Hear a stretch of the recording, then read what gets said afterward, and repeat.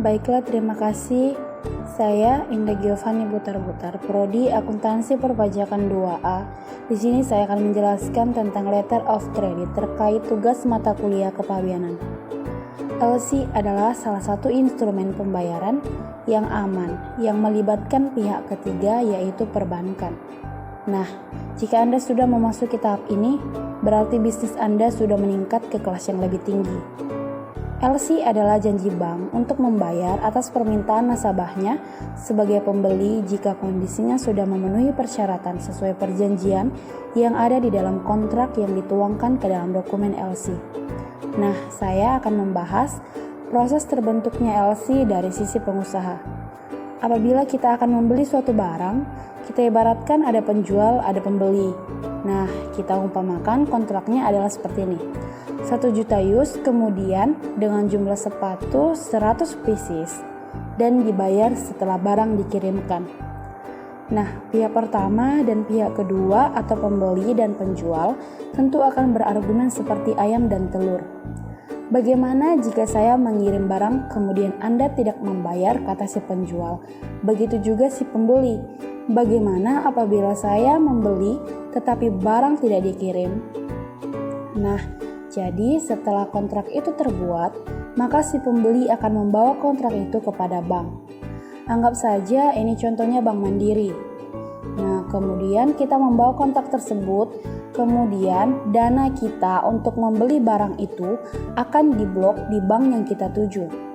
Kemudian ada persyaratan administrasi yaitu isi aplikasi dan sebagainya nanti akan diminta oleh pihak banknya. Nah, kemudian si penjual juga akan menghubungi banknya. Anggap di sini bank yang ada di luar negeri karena LC itu adalah transaksi dari dalam negeri ke luar negeri atau dari luar negeri ke dalam negeri. Jadi banknya bank yang dari luar negeri mungkin ada bank DBS. Nah, kemudian setelah pembeli itu menyerahkan semua dokumennya kepada Bank Mandiri, maka Bank Mandiri akan mengkonfirmasikan ke bank penjual yaitu Bank DBS dengan mengirimkan suatu ke Desfit, yaitu dengan nomor 799, yaitu fast test yang kemudian akan dijawab dengan 730.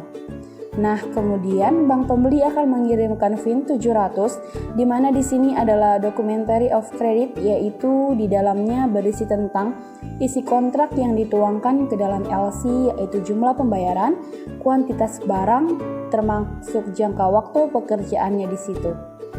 Kemudian setelah diterima oleh bank penjual, maka bank penjual akan mengkonfirmasi kepada penjual untuk segera memproses kontrak yang telah disepakati bersama. Kemudian setelah penjual memproses pengirimannya, maka akan diserahkan kepada jasa pengiriman.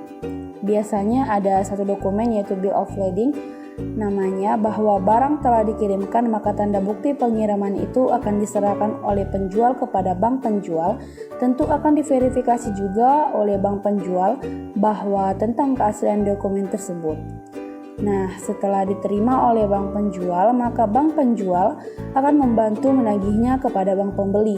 Nah, setelah bank pembeli memverifikasi kebenarannya, kemudian Bank Mandiri yaitu bank pembeli akan mencairkan dana yang diblok untuk pembayaran kepada penjual yang dikirimkan ke bank penjual yaitu Bank DBS, yang dananya langsung masuk ke rekening penjual.